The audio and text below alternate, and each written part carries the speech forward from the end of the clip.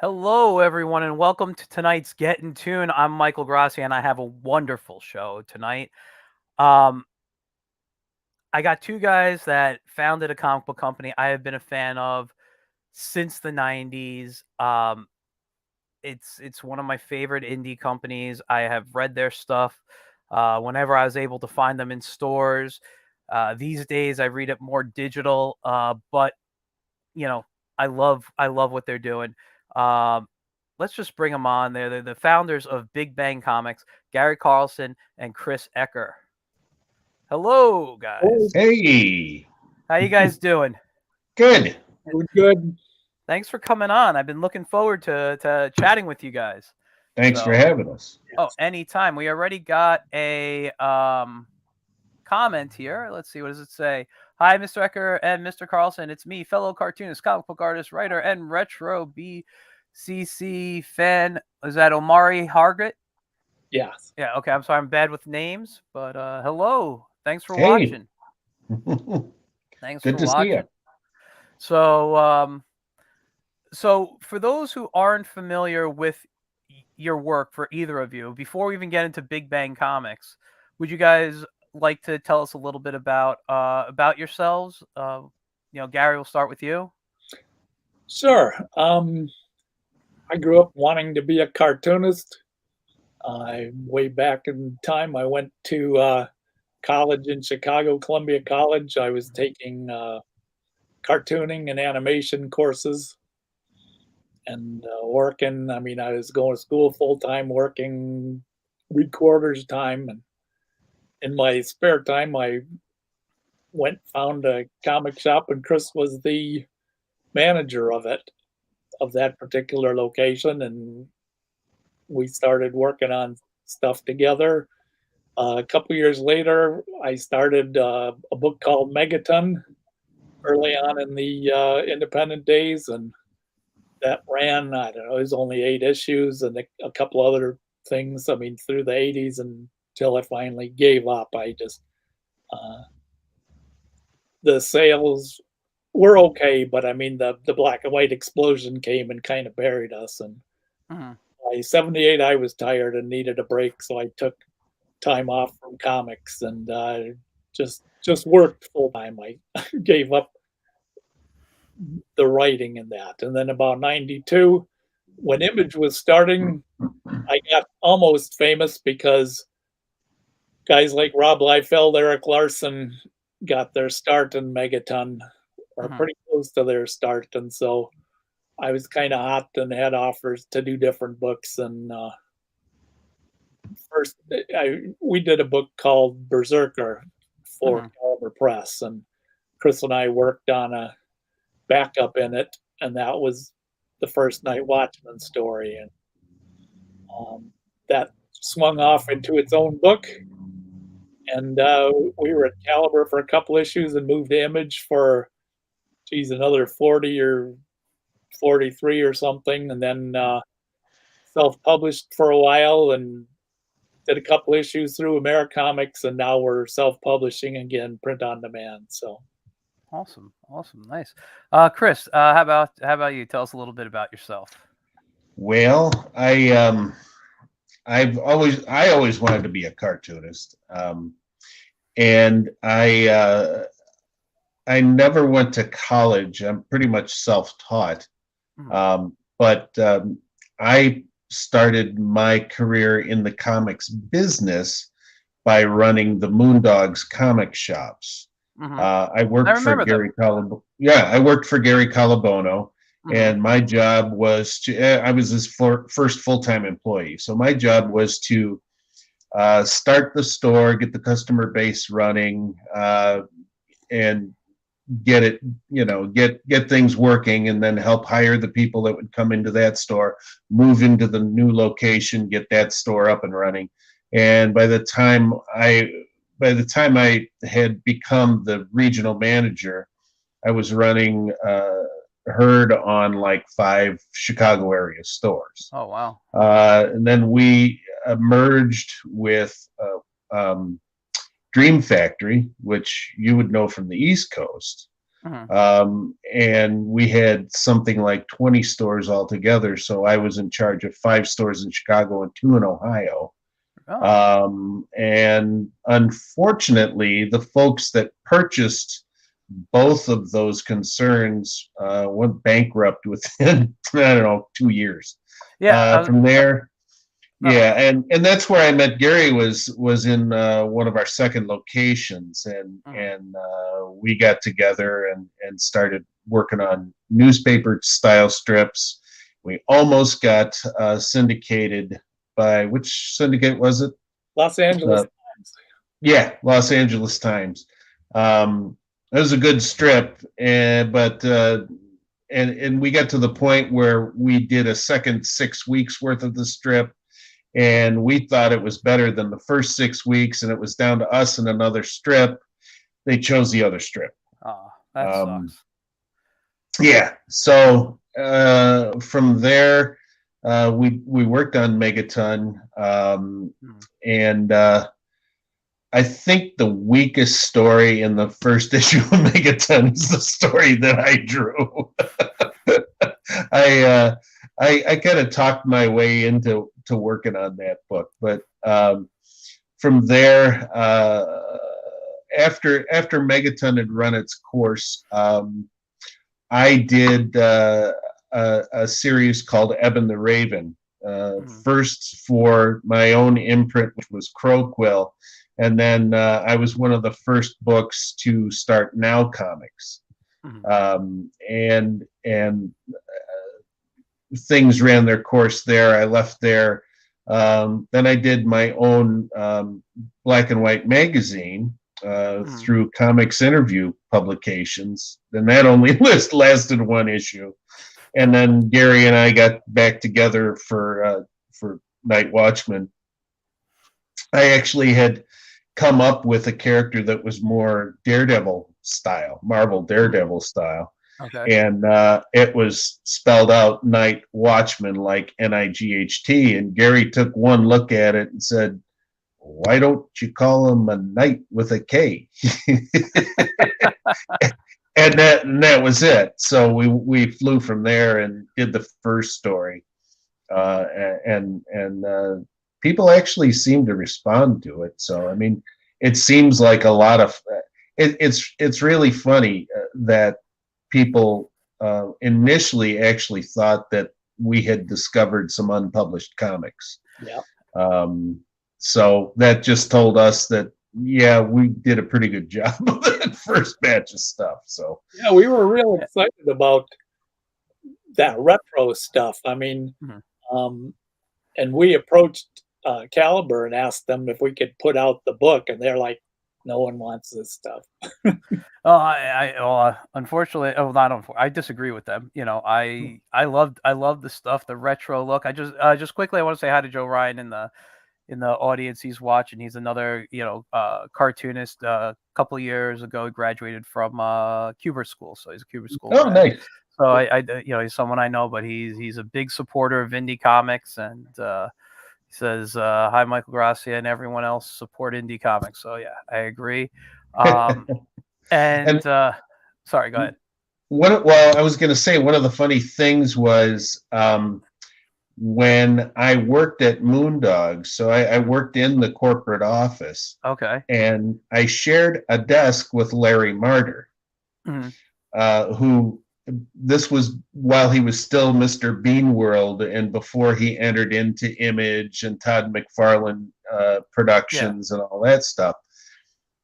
I saw the first sketches of Image come over our fax machine. Really? They were coming to Larry, because all the guys trusted Larry. So the first images that were released before they went to any press came over our fax machine at Moondogs. So, we saw all this stuff coming over, and I was like, wow, look at that. That's a combination of Spider-Man and Doctor Strange. And, we saw Robbie's stuff, because we originally had planned to publish Youngblood when Rob pitched it with Hank Canals. Yep. So it was going to be Rob and Jerry Ordway doing Wow. Youngblood. Well, that was And the cover was by Jerry. oh, the cover was Ordway. Cover. Who was That doing sounds- the inks Probably Rob. on the Wow. on the interior? I thought somebody else was going to do the. But anyway, we were going to publish that, and we solicited Youngblood, and we couldn't get enough solicitation numbers to justify printing Youngblood #1. Wow. That's amazing. A couple of Yeah. at that point Yeah, that's was funny all though. were going down, and I figured something like that. If we couldn't sell that, we're not going to sell much of Right. it. So Hmm. that was when I gave up on Megaton. That's interesting because But- he's still a popular character in the indie world. I think a lot of people love And- Megaton. Oh, yeah. And the other thing was we were all set to do Big Bang Comics, and our stuff actually premiered a month before 1963. We had all stories ready, and Gary and our other friend George, Ed DeGeorge, pardon me, had purchased Dr. Weird. They got the rights for Dr. Weird for the actual Silver Age character. Yeah. And we had plans to publish that too. And my heart sank when I saw the first pages coming over from 1963, because I was like, oh, they're going to beat us to it to put out a retro book. Now, we were a little bit more honest in our portrayal of 1940s through or 30s through 70s comics, but just the fact that we were up against Alan Moore and Don Simpson and Steve Bissett and Rick Veitch and all these heavyweight sluggers that were doing basically what we wanted to do with the Image money behind them, we thought, well, this will never fly. It's just going to be another Megaton thing. Yeah, and because of the popularity of that, then Caliber came and said, we were wrong on that. We ought to put that out as its own book. Right. And the funny thing was that Caliber had a deal with McFarlane. Oh, really? I didn't know that. Oh, yeah. Remember that, Gary? He was Gary Reed was working with Todd McFarlane. They were doing Spawn game cards and all that stuff. I mean, he showed us all the work they were doing together. And there's actually, I thought they were gonna put Night Watchman into one of those game sets, but I don't know that it ever happened. But there were some promo cards that were made. I still have a few of them that are Night Watchman promo cards that Caliber put out. Oh, interesting. Those would be pretty cool to see. So before we go on to a question, we got a question here. Okay. It says, Gary, did you always write Megaton Man and the same one as Don Simpson, right? Nope. So My character was called Megaton. yeah, Megaton. Megaton. Yeah, I actually, when they were getting ready to print Megaton Man, it was either Don or the publisher sent me a letter and asked if it was okay if they went ahead and used a character called Megaton Man, because we already had Megaton. Yeah, I said, go ahead. This stuff's great, Yeah. I mean, Yeah. And Dennis Kitchen of Kitchen Sink Enterprises was the publisher on the original Megaton Man stuff, and he was and is a staunch creators' rights guy. That's cool. But he also makes sure that there's a real clear delineation between different creations. I remember when I was back at Now Comics, there's a character that originally was called Ralph Snarf by Mark Hansen. I got a call at the comic shop from Dennis Kitchen when he found out we were soliciting for it, and he said, you can't do it. He said, I've been publishing Snarf comics for since the 1970s. Wow. And so he and I struck a deal. I said, well, how about if we just change the F into a T and call him Ralph Snart, and problem solved. We don't have to do much but re-letter one letter on any of the stuff.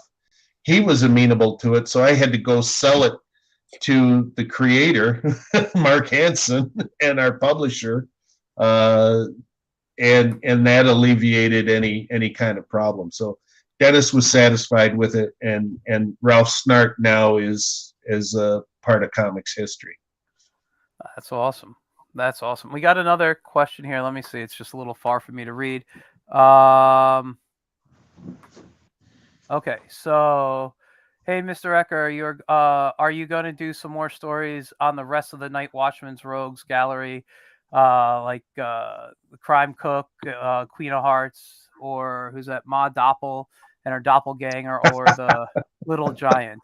That sounds like somebody's using an anonymous name there.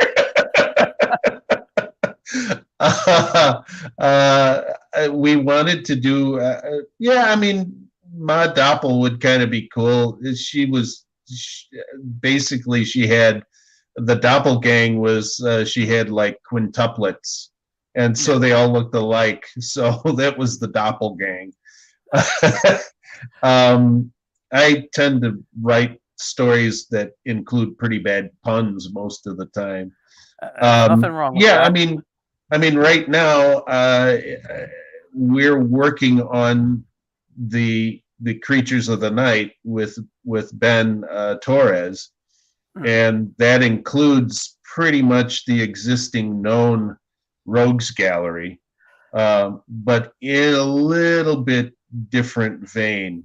It's more of a pocket side kind of a story that can exist all by itself, much like Graveyard Shift was.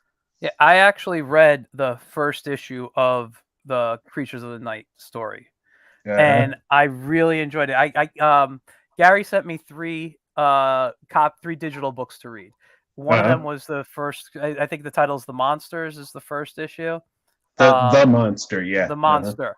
That was it was really, fun story.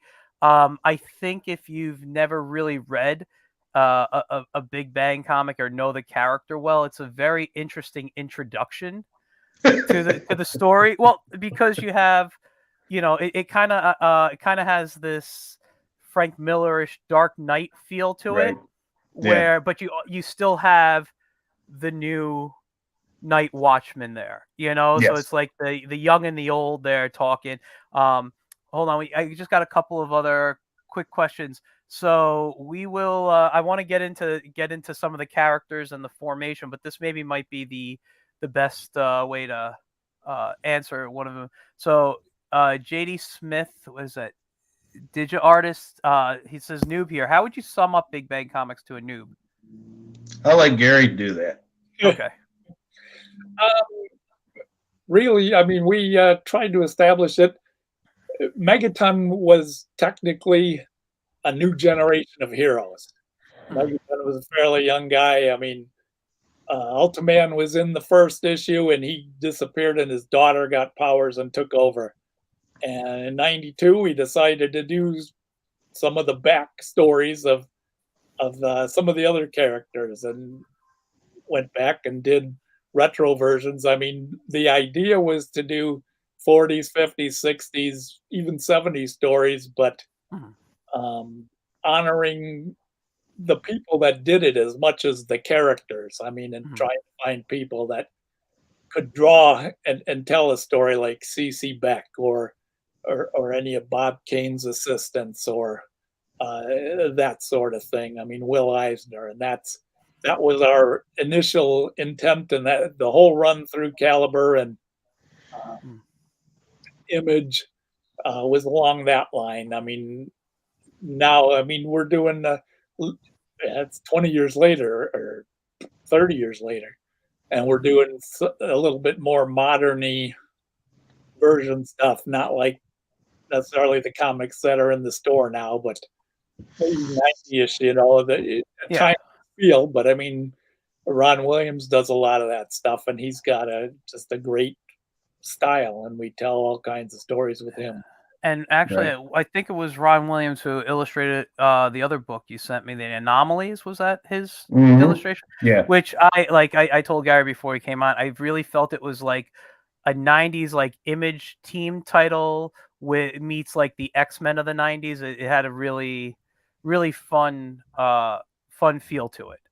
Well, You know? thanks. it's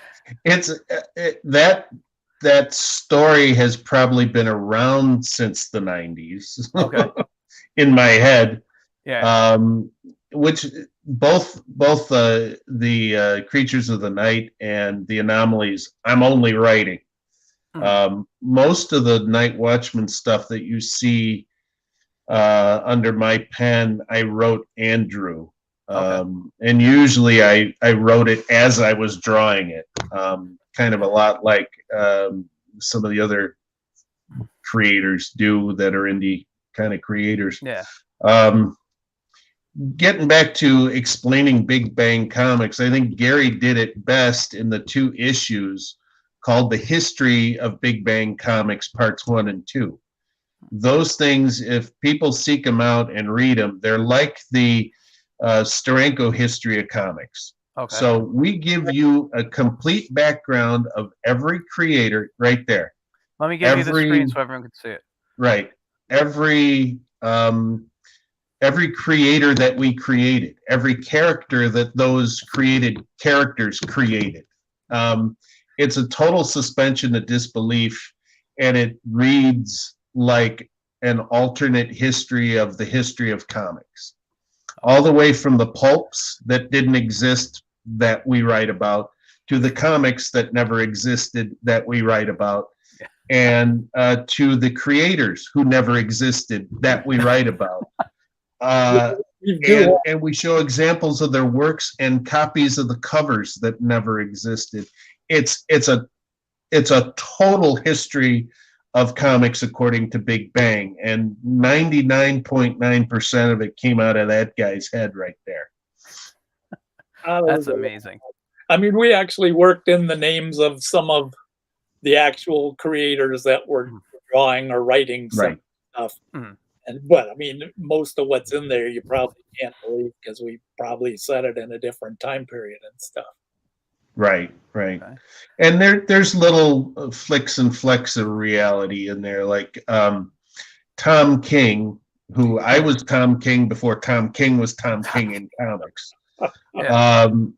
He worked as an assistant to Chester Gould. Okay. Well, I worked as a lettering assistant to Rick Fletcher on the Dick Tracy strip. Wow. It's one of my favorite strips. He taught me how to letter, and I still have one of his lettering guides hanging around. But there's little things like that here and there. And you know, the character, the creators that are in the history of Big Bang Comics live and breathe. I mean, we talk about their families, we talk about their love lives, we talk about their careers before comics and what they did, you know, and it's like, one of the cool things about it is it's kind of like, what if Siegel and Schuster had kept their rights and bought DC Comics? Ooh, interesting. Yeah, it's pretty cool. And there's a whole history of the pre comics pulp history. There's like a whole family of publishers, and you know, this one son who was kind of a dope that was never very good at anything, but he figured comics out. Yeah. It's really cool. It's one of my favorite things I've ever read in prose. Well, I gotta ask you about that, because a lot of your stuff is up on Indie Planet. Are those available on Indie Planet to get? No, I think they're on our Big Bang site. Big Bang site. Okay. Site and looking back issues. Both of those are still available. One of these days we may reprint both of those as one issue with a couple of other things. We were at one point. I mean, we've got some trade paperbacks up on Amazon. Mhm. Who, Yeah. what is it? It's Pulp 2.0. Yeah, Pulp 2.0. And we were going to do an updated 1-volume version of the history, but that kind of fell through. So one of these days, we'll probably do that just to make it a little more easily available to people. Okay. That's cool. Yeah, I'd love to. somebody just popped in there with Tom King and Joe Kong. That that's part of the in the history of comics. They opened King Kong Studios in 1939 and were abruptly stopped by RKO. This is one of the things, like, I've never read what the books you just mentioned there, the history of it, but like that's some of the stuff I love about your books are like the kind of references and the, like you said, you make kind of punny type of stuff, and you have Yeah. that's the type of stuff I enjoy. When I'm a big like Golden and Silver Age comic fan. I mean, I've read everything that I can, but the Golden and Silver Age is where I go back and buy my trades of and all this stuff. And your books really feel that way. When I first discovered your books in the 90s, and I told you guys this story, I'll just tell the audience real quick. It was at a shop in Westchester, New York. I won't name the store. I won't even name the city, because if I name the city, people will know exactly where it was and who I'm talking about. And the person was a very nice person. And I don't want to say anything bad about them, but this was the one thing that turned me off to the store. It was the only store I can find Big Bang comics in. And every time I went in, every time I saw a new book of yours, I picked it up. That's where I discovered the Night Watchman, Ultimate, the whole thing, right? And then I remember, I forget what it was. It was probably a Marvel or DC like major story arc going over throughout. And she told me the ending as I was paying for it. She's gonna you're gonna love this when this happens. I'm like, that was the whole ending I've been waiting months for. And I stopped going into the store. So like I'd have to wait until I found like another indie friendly store to find your books again. So like when I discovered your stuff on Indie Planet, because also I don't have a lot of room. I'm really only have my art studio here that has, I got 6 boxes under my drawing table. I don't even have room for my legs, Right. It's and it's like, where am I going to put it? So a lot of my books are digital these days, and I just like, I don't want to say I bought everyone, but I bought a lot of your books when I found out they were on Indie Planet. So I was at the National Guardians. I picked up. I've picked up some of the Big Bang Adventures. Right. So I go through them. I still haven't read everything I've purchased, but those are the type of books I go to, because I have that fun. I have that feel, like it said on your website. When heroes were heroes and comics were fun. Right. I like that term. I just got a couple of things over here. So Joe Ryan says, I'm finding the conversation inspiring and working on his indie comic, My Life with an 80s Girl, as I listen. That's awesome. And I don't, is it, I forgot, I have to look back at the original name. But Elliot says here, why is kid is wearing a cape? And you mean in the new? In the new, I don't know. That's what I was going to ask. Probably in Whiz Kids. Oh, yeah, because personally, I hate capes. I don't like them.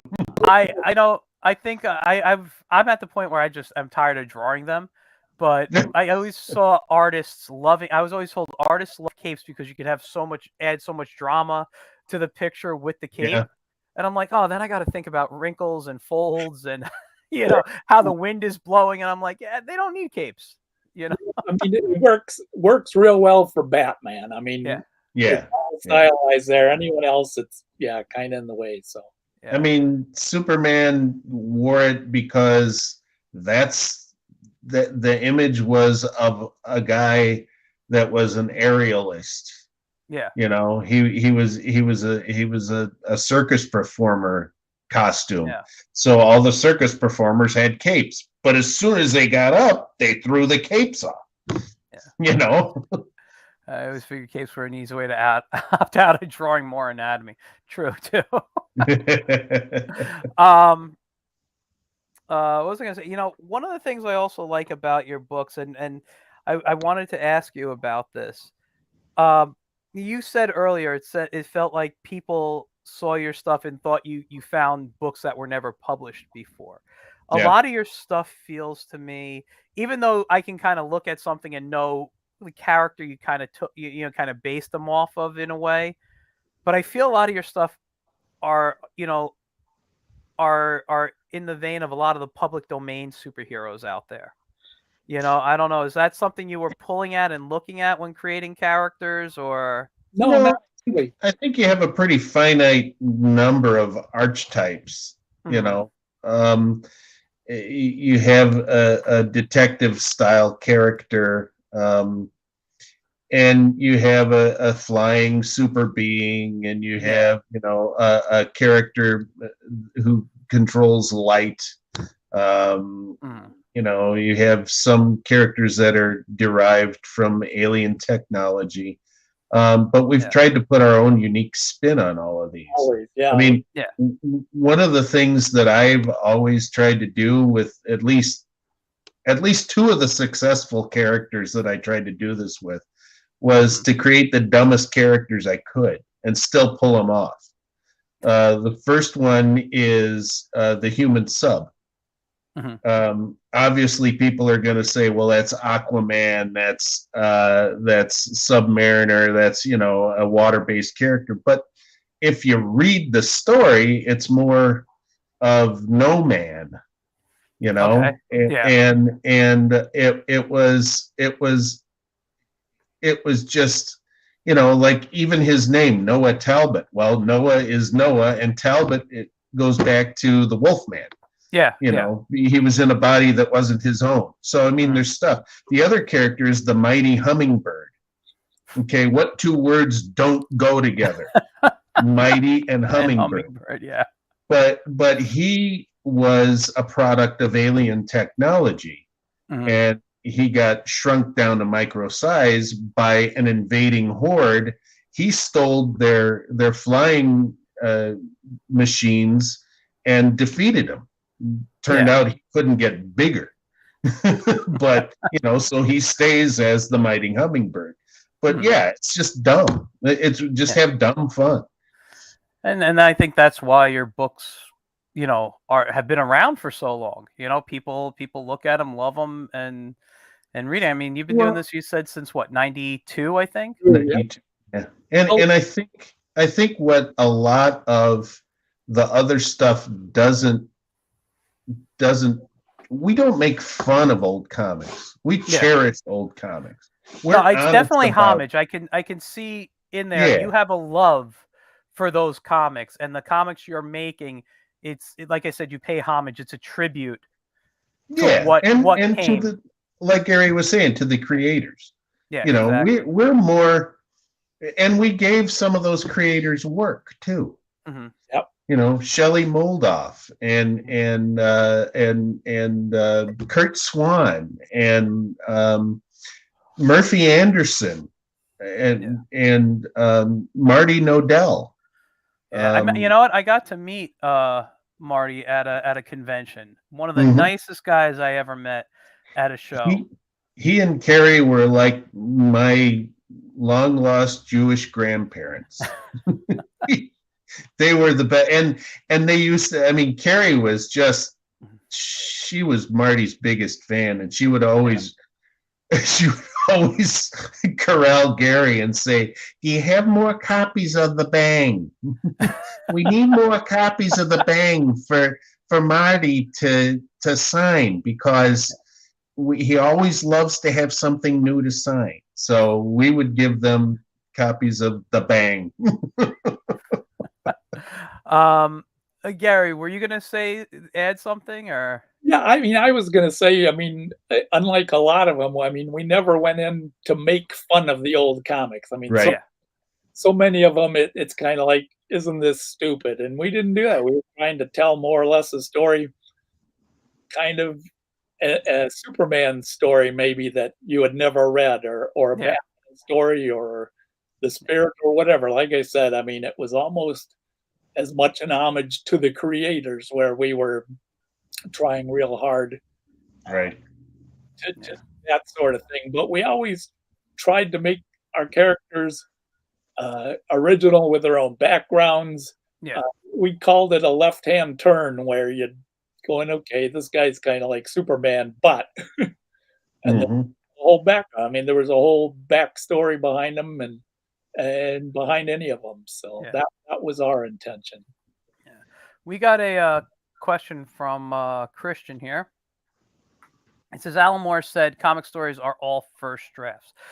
That's why he writes such detailed scripts and plans his outlines thoroughly. How do you construct your comic book scripts? You go. Chris writes and draws them as he's going along.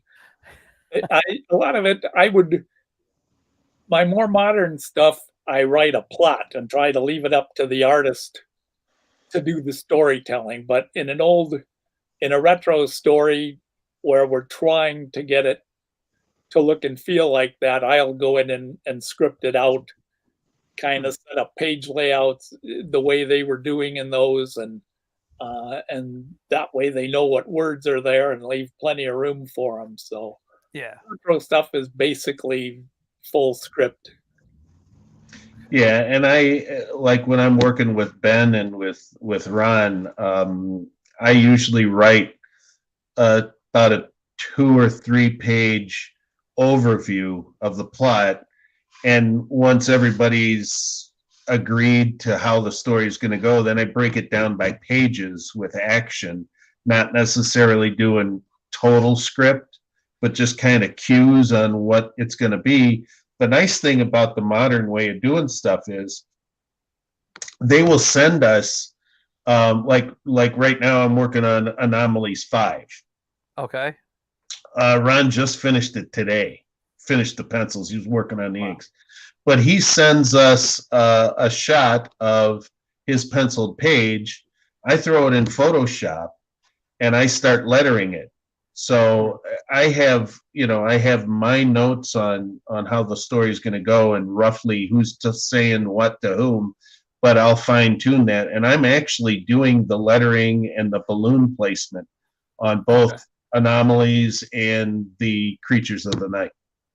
Interesting. That's great. And are you, I know the copies that you sent me were just, I don't know if they were full complete books. The Anomalies that was sent to me, that was a black and white book. Is it a black and white or color? It first came out as part of Big Bang Adventures. Okay. What number is that, Gary? 7, I believe. Okay, so that came out in color. Then number 1 we did in color as well, and then number two is black and white. Where the thing is, we're still struggling as much as we ever did as far as trying to justify people working with us. So if we can't give you something, we're not going to ask you to work for nothing. Yeah. Now some people are coming forward and saying, hey, we really like your stuff and we want to contribute to the history of Big Bang. Mm-hmm. But we tell them that, nobody's getting rich. We're breaking even, if that. Yeah. And Gary's probably got a bigger postal bill than any checks he's ever gotten for anything we've ever published. So, this literally is a labor of love. So, you really, it's a hard thing to go to a creator who's even a good friend and trusted friend and say, hey, dude, can you color this for us? We just can't pay you. Mm-hmm. So we don't do that. And that's just a symptom of the times. I mean, there's no distribution to speak of. You have to hit so many minimums. I mean, we could still be doing the books in color, but I think at this point it would be either Gary or me having to go through and color them, and we're not as sharp as we used to be, or can stay up as late. So. Oh, I know So that. that's why we're doing black and white on a lot of stuff. On that. Okay. I mean, we're trying to stay in color on the Big Bang stuff, but Mhm. with 2 or 3 books running, yeah, I just couldn't afford it because I was paying color. So, No, I completely understand. And how often are you putting out books? geez, they've been coming out almost every 2 months. Nice. Yeah. Yeah. Most of Nice. them. I mean, well, like I said, we've got the pencils coming in, and now the inks on Anomalies 5, and 2 is the newest one out. We had that there at Kablam forever, waiting to be released. Yeah. And I don't know if they just got backed up or if they had, if during COVID they had issues with help. I don't know how many people they have working there. Yeah. But I'm assuming that there were bigger fish to fry than us. So Yeah. we probably were, a couple of tiers down for release, but we would probably be on at least 3 or 4 by now if they would have been ready to go. Right.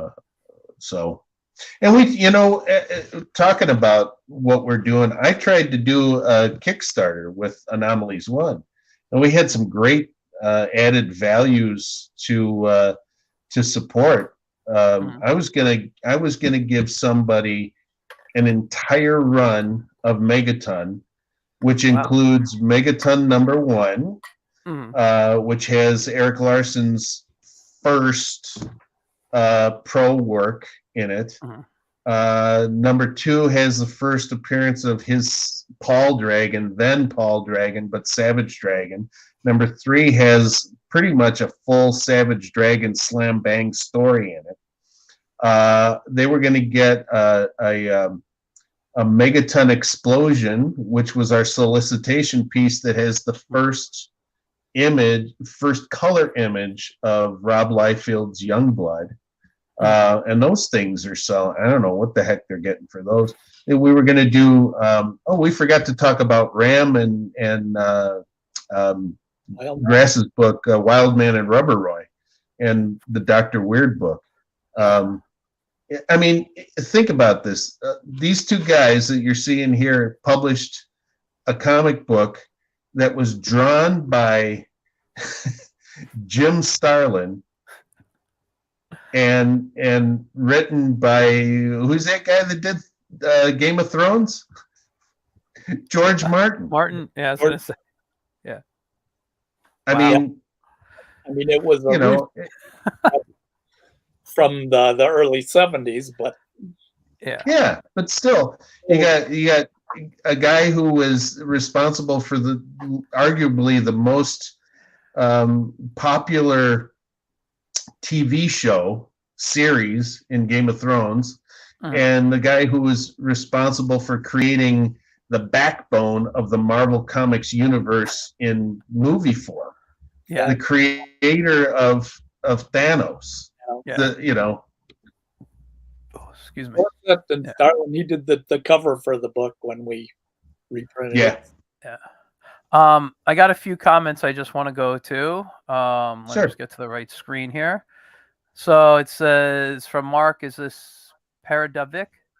Sorry, bad with names. It goes, Gary, so good to see you. Hope you're doing well. I saw in one of your posts you mentioned the comic called Blue Cobalt. I've tried to find it, but nobody seems to know anything about it. Can you? Yeah, it's actually called Cobalt Blue. Blue. Okay. Cobalt Blue, done by Mike Gustovich.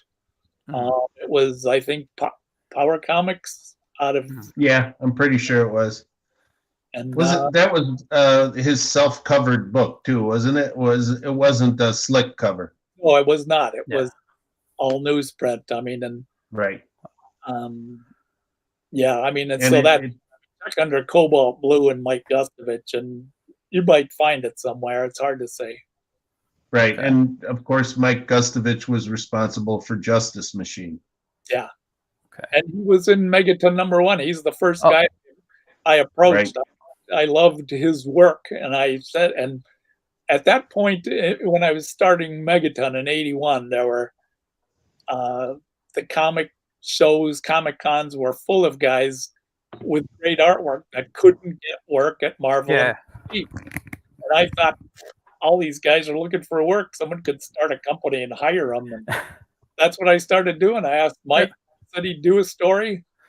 And all of a sudden I was in the business. I had to write it and find stuff to go with it. Unfortunately, I didn't just do a 24-page book with one character. I thought, well, I'm going to set up a whole universe. Had a 64-page book with 8 different stories in it. And after the first, I mean, Mike Gustovich was in it. Butch Geist was in it. Eric Larson was in it. Dan Reed, who's gone on other stuff. Chris was in it. And Dan Day. Yeah. But I mean, Gene Day. That's it. Thank you. And and it's just, the first issue came out. It took a long time took a year and a half to put it together. And then Butch was gone and was working on something else. He was working on Southern Nights and then went to Micronauts. Yeah. Okay. All right. I was constantly looking for new. We're basically the Forrest Gump of comics. With that, hold on. I wanted to get to another question. That was good. I'm sorry. It says Christian. It says, speaking of pencils, I saw Sal Buscema was a cover artist. Has he drawn any interior art for your stuff? Well, that would probably be on the National Guardians books, and those are. Yeah. I mean, I'd have to check and see. I mean, Sterling Clark. I think he inked one of Sterling's stories. Is that what it was? It could be. Yeah. I might have one laying here somewhere. But and then Ron Friends and Sal Buscema did some work together. Yeah, that sounds right. But it was Sterling that got that done. Yeah, those books. I mean, I scripted them and worked with them, and we put it together. But I didn't have much contact, if any, with Sal Buscema and some of the other guys. That was all Sterling. Okay. We actually have a question. I don't know. I'll put it in private, and or I don't know. Can you guys see the comments on the side? I don't want to pop this one on the screen yet. There's one down there for Mr. Ecker. I don't know if you're. I don't see anything. You don't see it? I don't see anything, no. Okay, it should be. Let me. Nope. Okay, I'll put it up on the screen. I don't want to. I'm very. Some things like this I'm a little careful about. But he's asking for your email, Mr. Ecker. Well, you could just contact me on Facebook. Okay. Messenger. Okay, yeah, talk to him on Facebook. The only reason I'm careful with that is, you sending out information or whatever, and if it was okay, I would have put up the comment. But for some reason, I couldn't put it in the private chat. Anyway, no big deal. Yeah. I wanted to, if it's okay, I'd like to share the Big Bang website, just so people can see some of your characters, and if they haven't seen them before. Right now, all I'm seeing is a keypad. Okay, hold on. I don't know why. Let me. Maybe you clicked on something and it. No, it was when you were trying to give me a chance to chat back. Oh, I'm sorry. Yeah, you might have to get it. Are you on your phone? Yeah. Should I just backwards? Backwards arrow. For on the keypad. Yeah, I think that'll work. Whoops, I might have gone too far. So, I believe you have another website, right? A couple of websites, or BigBangComics.com is this particular one. Yeah. The other one I've got is MegatonComics.com. Okay. And we can look that one up too real quick. So MEG, it's ATON, right? MegatonComics.com. Oh, I guess we lost Chris for a second. Hold on, he's coming back. Hello, sorry, we lost you, huh? I hit one too many clicks. It's okay.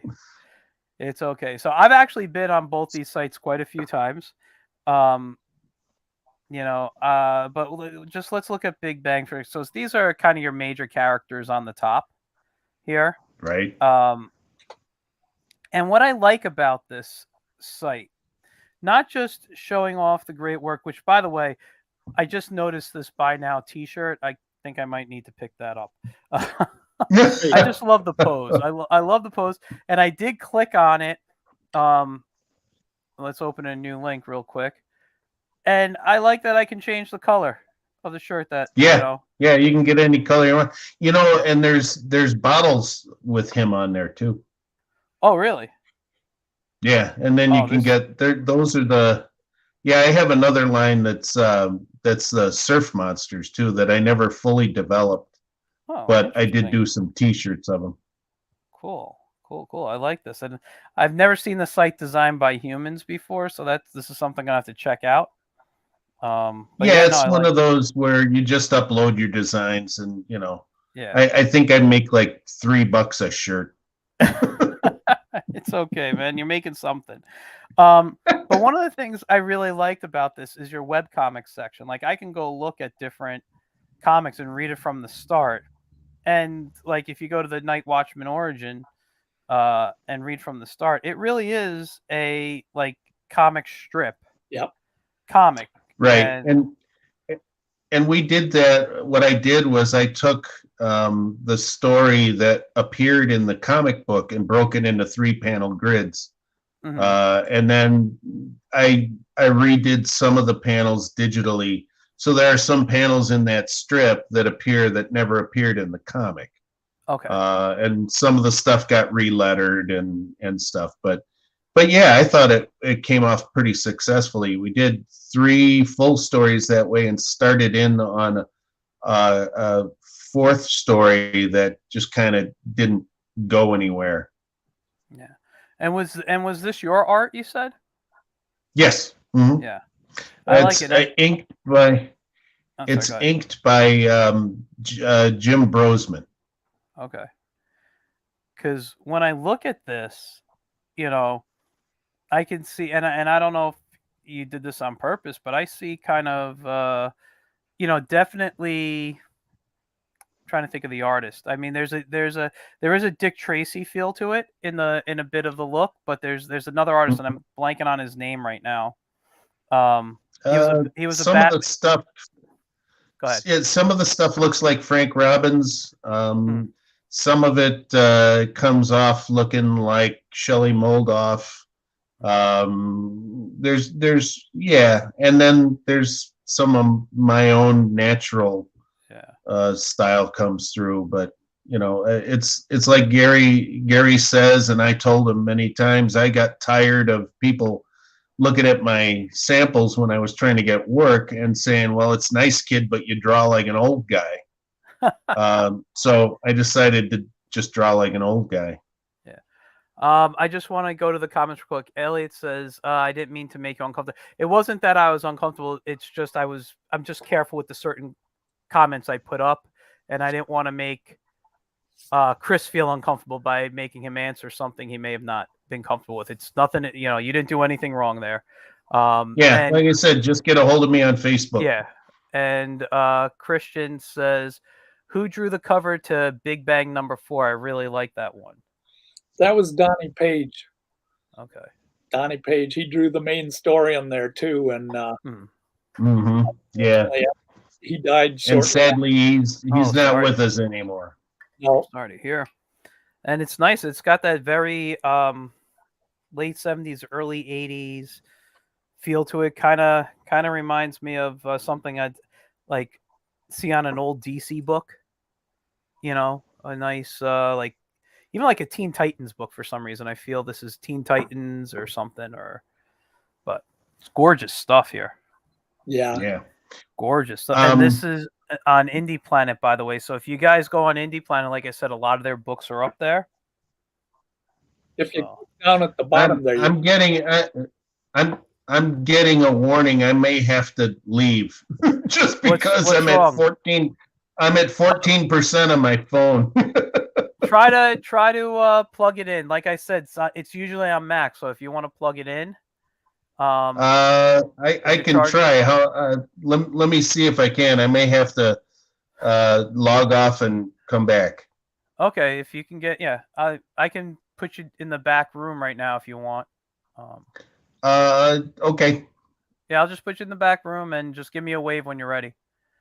All right. All right. So yeah, you were saying go down to also comics you might like. Yeah. yep, that's a bunch of the rest of them. Yeah. So I got to I got to pick this up. I love like the the teen stories, the that's like the sidekick stories, correct? The Whiz Kids. With kids, yes. Yeah. So that's Very- like your Teen Titans or something. Yep, that was the idea, that the sidekicks teaming up, and that's written by excuse me, Pedro Angusto. He wrote issue 8, which is the Knights of Justice, Mhm. and then he's doing the last Whiz Kid story is a 3-parter. That the first part's out, second part's just about done, and will be out soon. So so it's coming along, and yeah, I mean, he's a very good writer. People seem to be loving what he's doing. Yeah. He wrote one of my favorite books ever for Big Bang, and that was the what was it, the Personality Crisis Roundtable of America. Okay. I And don't think I know that one. I'm gonna have to look that one up. was one of the specials. Yeah. Yeah. And and this is something I know I mentioned to you. This this art here. Yep. Who was the artist on this story here? I'm trying to get to the Big Bang Adventures 2 Yeah. here. Because it really has that like old, CC Beck or even Filmation. Yep. That's John Henry. John Henry. Yeah. I love this. Henry. Yeah. And he pulls it off. That one there might be Gianluca Saratelli. There's a couple of different stories and a couple of different artists in the issue, but Yeah. Yeah, no, I have this issue. I've read it. I've actually read it twice, just because I spent a lot of time staring at the art. yeah, So, that's probably one of my favorite characters to write. I mean, I just aim to write, yeah, Captain Marvelish CC Beck stories. So yeah, but who wouldn't? I mean, those things are so fun. well, that's it. Yeah. And that's, again, I mean, Bill Fugit drew a lot of the stuff early on in the Image and Caliber years, but again, he died a few years back, Yeah, and it was nice to find someone who could pick up the style like John does. yeah. This is it's beautiful. Like for me, this is what I'm always looking at. Like I try to find more stuff like this. I just love the simplicity. Like almost it, even though it's comic, it still has that animation kind of feel to it. Like I read this and I see in my head, all the movement happening. Yep. So great. Yeah, stuff. one of the next issues will have a couple of Thunder Girl stories in it, I believe. So Cool. And you got the Knights of Justice right Yep. here. I don't think I have this one yet, but I love the cover. And so Pedro wrote this. Yep. Okay, and I'm assuming the cover's Pablo. Is that a Calde? Yeah. Yeah. And there's also, I mean, not too many people get around to it, but there's an alternate cover on it too. This one right here. Well, that's not the variant. I mean, that's Okay. Let me give you the screen. Hold on. Let me give you the. Alrighty. I'm sorry. I got 3 monitors that I'm constantly going through, so I just got to make sure I'm on the right one. Yeah, George Santa Maria did actually this one. I mean, the thing is, they were wraparound covers, which are wow, gorgeous.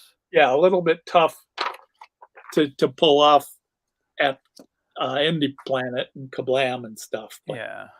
but yeah, It's the same There, I'm back. covers. Yeah. Nice. Hey, welcome back. Nice stuff here. Yeah. I just love looking at it. I love the stories you guys tell. You know, this, like you said, it's when comics were fun. And I don't know, that's a weird term in my head to say, because people today reading comics could think the comics today are fun, Hey, Mike. But I come from a different era. And so, Us you know, too. so I think comics were fun years ago. Actually, pre-90s. That's what I'm going to say. Comics were fun pre-90s for me. But yeah. So I'm sorry, I'm just blanking for a moment, staring at the art here. So Chris, before you were going, I forget, were you saying something? I kind of had a little bit of a brain fart. I don't remember. Could have been. I don't know. All right. So let me remove this. My mouse, the way I have it set up, is driving me crazy here. So yeah. So you guys have been, like I said, been doing this for a long time. You got a variety of characters here. And I know you have some. We talked about. That your characters are your own version, something that you kind of, there's only certain archetypes you can have, certain things you pay homage to. But when you're building a character, I just curious out of the head, and as a writer/artist, however you want to answer it, and you're creating a character, let's just say someone like, could be someone like the Night Watchman, doesn't have to be, but someone like that. How do you come up with that type of a character story? What was your process creating these characters? Well, like with Night Watchman, I was influenced more by Daredevil and the Phantom than I was Batman. Okay. Yep. The original tagline was, "The night has 1,000 eyes, and they belong to the Night Watchman." Ooh, I like that. And the very first picture, he looked more like Daredevil, and there was kind of if you kind of think of Big Bang Comics as the modern version of either Tower Comics or Charlton Comics, I think you come closer than anything to what we try to do. We're not really trying to redo Marvel and DC Comics. We're just trying to do our own characters. Yeah. And it's the language of comics. There are archetypes, and there are storytelling styles, and there are art styles, and those are going to tell you where the story goes. So I think it's more fair to say that we're trying to be like those two publishers than we're trying to be like Marvel and DC. I mean, it's everybody else's frame of reference as to what they see in what we produce. Yep. So it's just like anything; you bring your own prejudices to the discussion. Yeah. No, but now that you mention like Charlton, and I could see that type of stuff in there. I mean, yeah, but it's all the language of comics, Yeah, exactly. I mean, what I think we really do more to ape creators than we do to ape characters. Okay. So that's where our guilt lies, is in doing a Bob Kane type story. Well, you're gonna see Batman because he's the guy that drew it.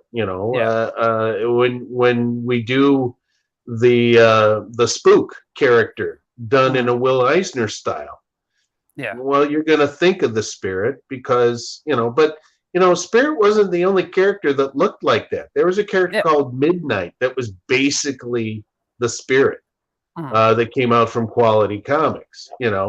There were all kinds of rubber guys before there was Mr. Fantastic. Yeah. And you know, there were plenty of masked detectives aside from Batman that we probably share more DNA with than Batman. Yeah. And like, you know, if when you're talking about the creation of characters, a pretty good example of the way my mind works is when you're talking about the anomalies, because the very first thing that came to my mind in building these characters was the whole scene where the bad guy comes in and attacks Matt. I wanted to have a character that looked and felt totally helpless being attacked by somebody that was being like a real jerk, and have that character successfully defend himself and have an attitude about it. And I think if you really look at most of those characters that appear in Anomalies, they have some kind of deficiency that in normal life would either make you pity them, or make you draw back in revulsion, or just misunderstand them. But they're the heroes. Yeah. And the Anomalies, they're not based on other characters. They're not.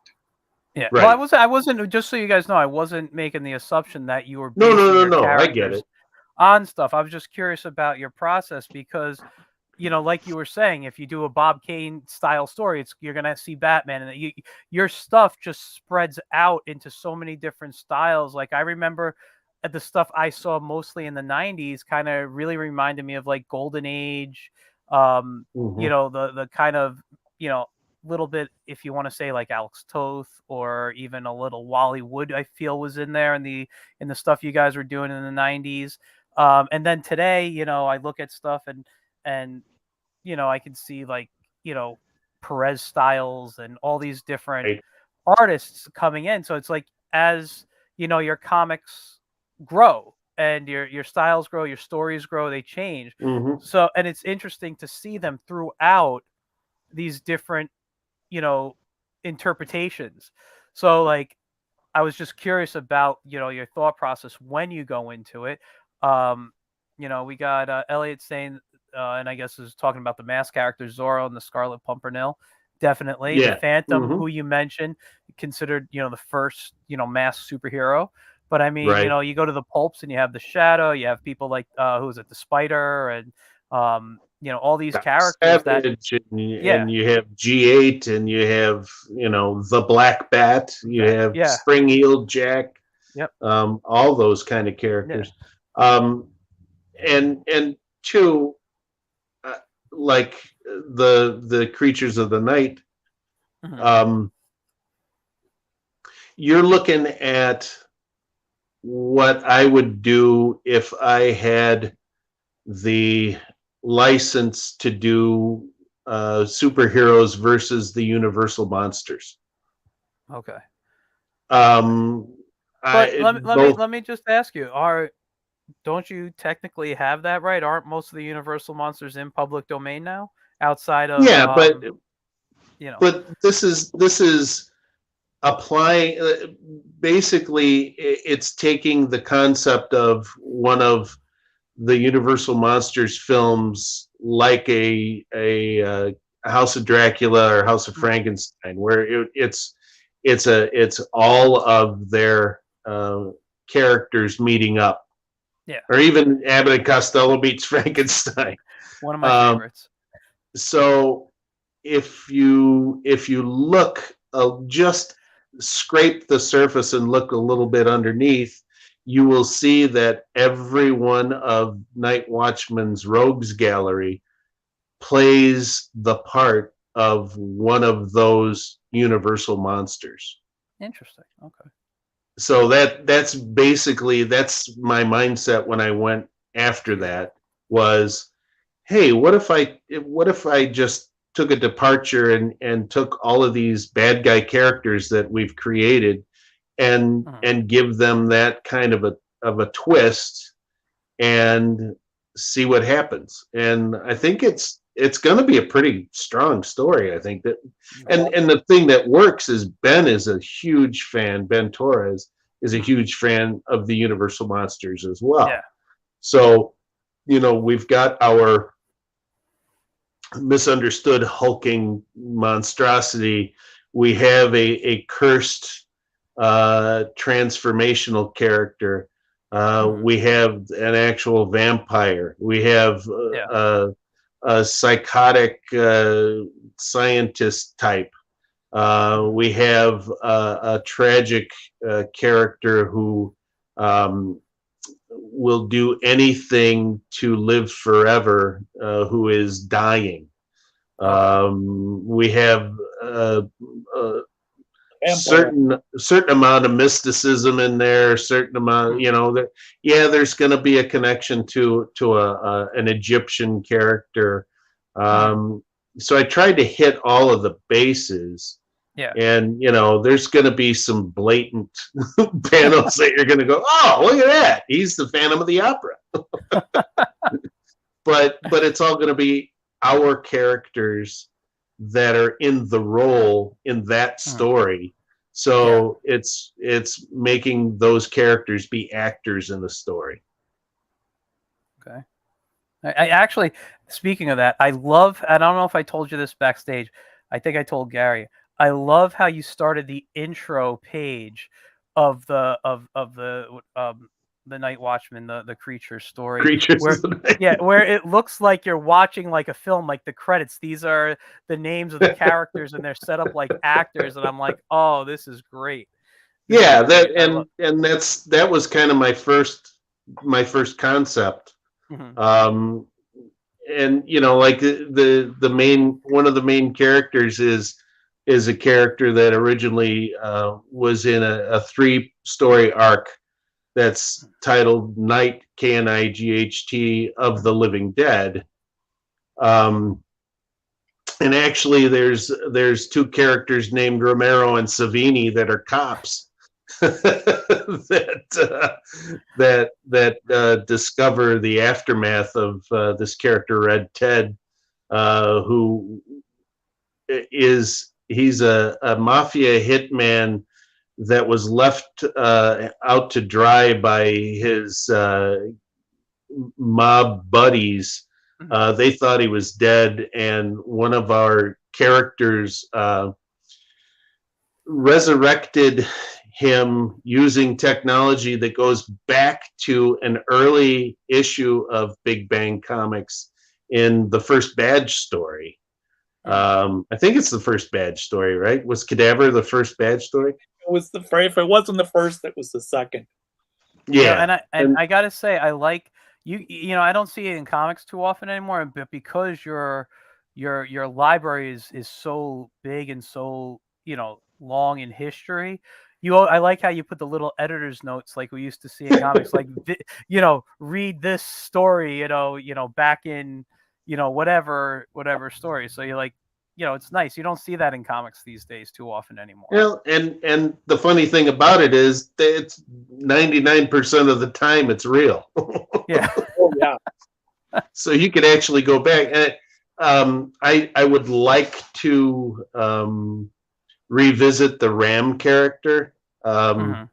He was he's a character that shows up in the National Guardians, and everybody always wants to make him bright red. He's pink, pearl pink.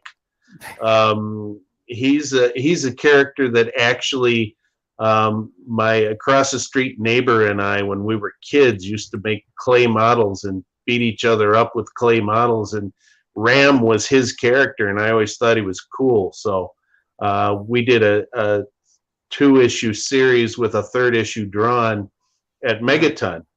And actually he has a real origin, but I have a storyline that includes Ram and this other character, the Golden Idol, who is ancient alien derived character. Okay. that kind of sets a framework for the National Guardians and some other stuff. Which I have read National Guardians. That was a great book. I read the first. I don't know if you have multiple issues out, but I read the first book. You have two. Yeah. I definitely read the first one. And the third one, we're halfway through a third one. When Cool. finishes it up, that'll probably come out maybe during the summer. So nice. And your books. I was just, when I look down, guys. By the way, I'm not ignoring you. I have my Cintiq I use as a monitor, and because I keep you guys on a screen above, but this is where I can read stuff easy, easier for me. So I'm looking at your website, and I was just looking at your store and everything. So a lot of this stuff, if I go to the comic books, there are a lot of different places you can get the comics, correct? So like, I'm just looking here. So like AC Comics stuff you can purchase, right? And actually, I remember this one. Yeah, I'm not sure how much of the stuff's still available. Yeah. AC Comics. But I remember the cover to what is this? The Big Bang Ultiman number 3, Big Bang Universe. Yeah. I remember that cover. I'm pretty sure I own that. Okay. I'm very good with like my with visuals. I forget people's names all the times, but if you like tell me this is their work, I'll be like, oh, okay, I know who you're talking about. So we got a question. It says here, question for each of you. Which single or story do you feel is the best one of your whole career? So I'll let you guys answer. I'm not going to answer because, I've only done a few books, that I've self-published, but I've worked on other people's, and, I'm one of those people where I love my work, but afterwards I hate it and I don't like looking at it. So I don't know which one I would pick, but you guys, you pick. Yeah, I know, it's like picking your favorite kid. And yeah, once you finish them up, all you can do is look at it and think, geez, I should have done this here and I should have done that. Yeah, probably the history, the 2-volume history of the comics is pretty close to my favorite that I worked on. I mean, I didn't do it all. There were different people that wrote different parts of it, but it all turned out real nice with all the covers and all the goofy backstories and stuff. Yeah. I think my favorite Night Watchman story is the origin of the Quizmaster. I think that particular story, I think I hit all the marks on, and one of the most fun to do for me was the Night Watchman meets the Silver Age Shadowhawk. So I think that one turned out pretty cool too. But I think that the whole, if the story in total, I think the Quizmaster origin in the Night Watchman story was probably my best work. Okay. All right. No, those are good. Christian also asks if you guys write novels. Nope. I haven't written. No, I started writing a paperback of Night Watchman, and I got about 5 chapters in and just kind of didn't go anywhere. And then Gary turned it into a comic story and finished it. Now let me ask you guys this. This is something I've always been curious on. Because you've been doing this for so long, and you basically have had your core set of characters for so long, do you ever find it challenging to write these stories, or do you feel you could write these for the next 20, 30 years if you had to? I mean, how does it feel writing the same characters and working on them for such a long time? I don't feel hamstrung at all, and I got a feeling that if I was working on a Batman or a Superman or Captain America or any of those, there's so many restrictions that would be put on you.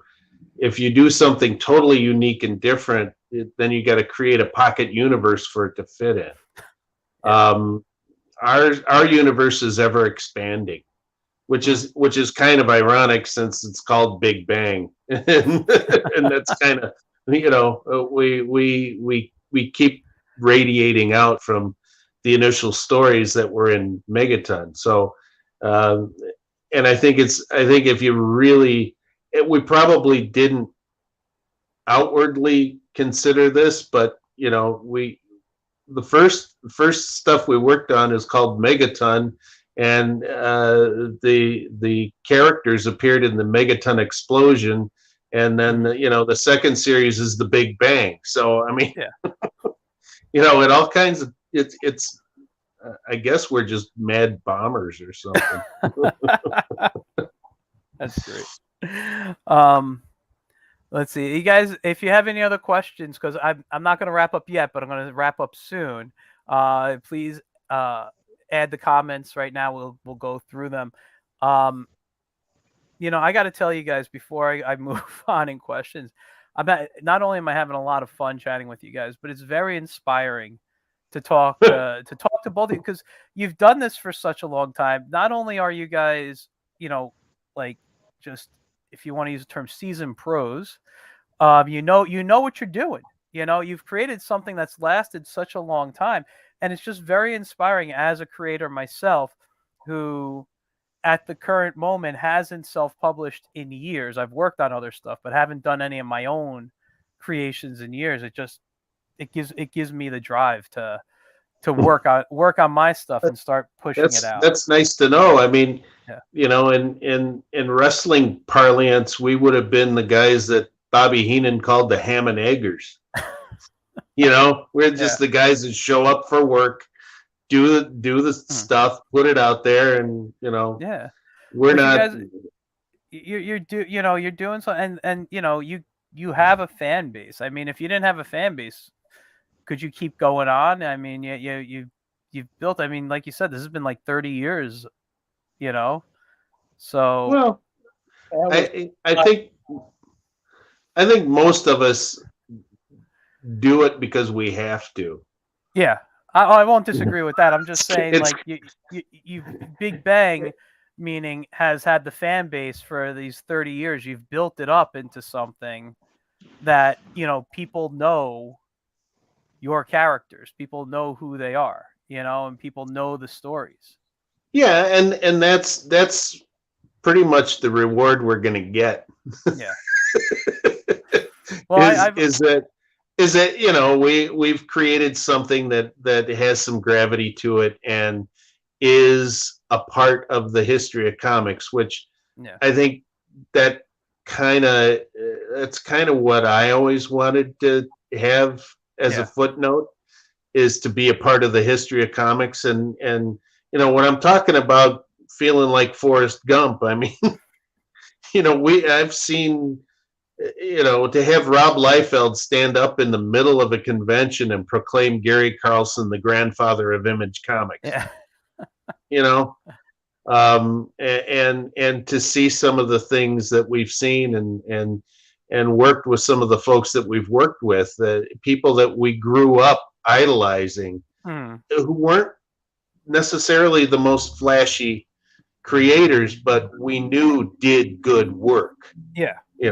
I mean, who else has Jim Steranko writing the foreword for their fake history of comics? Yeah. No, but that's great there. That you were, that you guys, I mean, the time that you were in too, like when you started in the comic industry, a lot of these, people who we consider pros, and like the if you want to call them the heroes of comic, like the people I grew up reading and stuff. You guys knew them. You were able, they were young guys, just either breaking in, or they were, just starting to work. It was a different era. Yep. That right. Like today, it's a lot more difficult to, you can meet. You can meet. And I often wonder where young creators get their desire to contribute. I mean, it must be that they just don't realize what they're up against. Yeah. And that could be the same in just about any endeavor that's popular. That's a skill set you have to learn, but ultimately it's your success or failure is left up to suits, who control the purse strings of whatever corporation is ultimately in charge. Comics, I mean, you could be a comic artist with a sketch pad and a pencil and a pen, Yeah, exactly. I've always said that. Whether you do it in obscurity or not, yeah, it's a lot less likely these days because self-publishing is so much more available. Even than when Gary started self-publishing, you don't have to meet any minimums. Everything can be digital. You can compete fairly in style and content on your own with any publisher, because you can produce a thing that can be consumed and you can promote it online free. Yeah. You don't even have to buy an ad in the Comics Buyer's Guide, which was the publication that we were all slaves to. Yeah. If you couldn't get any publicity in the Comics Buyer's Guide, you were pretty much done. Yeah. But let's go to a question here. Christian has another question. He says, that's a good point about fan base. Can you guys talk about marketing and distribution for the moment, including circulation, which you kind of just touched upon, but if you could maybe go into a little more detail, maybe some of the differences from when you started to what you're doing. Like, today it's more social media. Back then you were talking about Comics Buyer's Guide, but was there anything else? Whether when I started, there were about eight to 10 distributors. Right now it's basically Diamond, but I mean back then there was, I can't even think of what they were. I mean, there's one. Well, there was Westfield, there was Capital, there was Diamond, there was Earjacks, there was the Schuster Brothers, a bunch of other ones. Yeah, and so we, send the books there. I'd go to a printer and print out 8.5 by 11 flyers, and send a couple hundred to 1,000 to each of the distributors because they were all in different parts of the country. And then they'd send them to the stores, and then you'd hear back. I mean, and over time they all kind of dried up until only Diamond was left, which made it a lot easier. You didn't even have to print up the flyers because they had their catalog, but then it got to the point where, I mean, you had to sell or make a certain amount of money for them to carry it in there, and that started to get kind of hard for independent guys. I mean, unless you were, really catching on. So, or unless somebody behind you had a ton of money to dump into it. Yeah. I remember, I don't know how long ago it was, but when I looked into Diamond, this was going back years, they told me I had to have 3 books in advance ready to go that they can advertise. And I'm like, I was doing like a one-shot, like, I don't want to call it a graphic novel, but it was like a 64-page story, that I was doing. And I'm like, it's just a one shot. It's an anthology type of thing with all my characters. And, because I couldn't get it into Diamond, I had no clue where I was going to distribute. I don't even remember how many I printed up, because I remember going to like a local printer and having minimum, because at the time I had there was a small press. I remember there was a small press publishing company. I don't remember where they were located, but their minimum was 1,000 books. Yeah. Right. And I already self-published 2 books through them because I didn't know where else to print at the time. And I'm like, I still have a ton of books I need to get rid of so I'm like, I'm just going to do this book. And I printed maybe 50 to 100 copies or something at my local printer, and they cut me a deal. And, but. That's it. Back when I first started Megaton, it was either 2,000 or 2,500 minimum. Yeah. It didn't matter what kind of orders you got in. That Right. books. Then you had them on hand when your orders came in. But you could end up with 1,000. Yeah. And that's why in '87 when we gave up, like I said, we got orders for 200 or 300 of young blood, and sales were dropping. I mean, Megaton was probably doing 800, and all the other ones. Hmm. But I mean, with the minimum prints of 1,000 or 2,000, there were a lot of books left over at that point. Yeah, it was hard.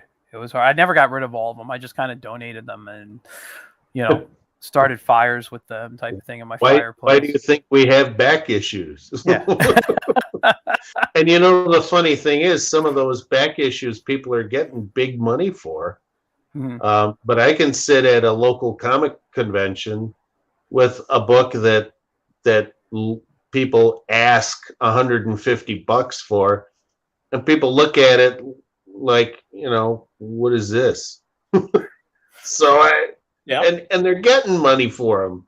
Yeah. Online. I mean, it's insane that the people who are the actual creators of the product that have it in front of them can't interest a room full of people that are there to buy comics, but some dude on eBay can get $150 for that same book. Yeah. No, I know. I've seen it. I've seen it with friends of mine who were creators, and and the books they did that were popular, like maybe in the '90s or early 2000s, and then we're sitting at tables, and I'm such a fan of your stuff, and then they walk away. Yeah, I loved it growing up, reading your books and stuff, and nothing. It's Well, that's the problem. They grew up. yeah, that is the problem. Cons are a lot different now than when I started going to them and when you guys started going to them. And I'll never, I'm not going to knock any cons, but everyone has their own opinions on them. But I will say I do wish they were more like back in the '90s and back when it was you'd go a lot of just artists kind of hanging out and people with tables of just books on, not looking at Funko Pops every 2 seconds, every time I turn around. Don Simpson has an interesting thread going on Facebook right now about his latest experience at a convention. That if you're interested in a bare knuckle description, seek him out and give it a read. And, I'll have to look. I don't know if I'm connected with him. I got to look and see if I am. He's a great guy. I mean, he did the inks on the Golden Age Ultraman origin that I drew, and the first Ultraman story that we published in the Golden Age. And we had to call him Ultraman because originally he was Ultraman. Yeah. At Megaton, and that's one of those things. Well, we'll just drop a letter, and it stuck. Yeah. No, I got. Well, when I first saw it, I was I always read it as Ultraman first. And I'm like, no, it's not. I had to go back and correct myself.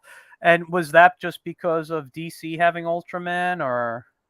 No, it's also the Japanese. I didn't even think of that. Yeah, kaiju character. Yeah, I was a big fan of that too, and I totally forgot about them. Yeah.